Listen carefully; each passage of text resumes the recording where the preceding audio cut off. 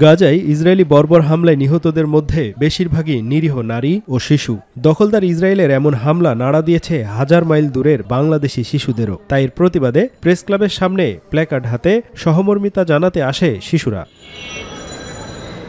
রমজান মাসের শেষ ভাগে যখন মুসলিম বিশ্ব ঈদ উদযাপনের প্রস্তুতি নিচ্ছে, তখন গাজায় একের পর এক গণহত্যার প্রতিবাদে রাস্তায় নামেন জামাতে ইসলামীর মহিলা শাখার নেত্রীরাও। ক্ষোভ প্রকাশ করেন মুসলিম বিশ্বের নেতাদের নীরবতায়।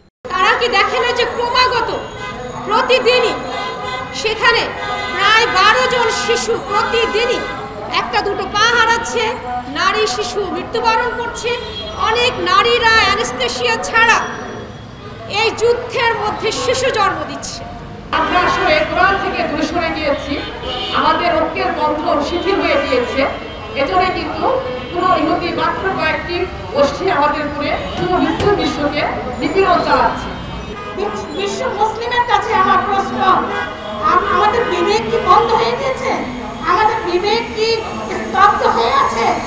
যেখানে আমাদের মুসলিম ভাইদের আজকে লাশের বন্যা হয়ে যাচ্ছে, রক্তের বন্যায় তারা সাঁতরাচ্ছে, যেখানে মুসলিম উম্মাহকে নির্বংশ করার জন্য নারীদেরকে হত্যাযজ্ঞ চালানো হচ্ছে, সেই ইসরায়েল আজকে বুক ফুলিয়ে তারা বিশ্ব চড়ে বেড়াচ্ছে।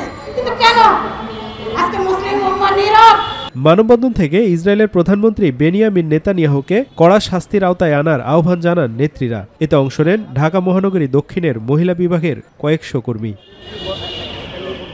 আফজাল হোসেন, মাই টিভি, ঢাকা।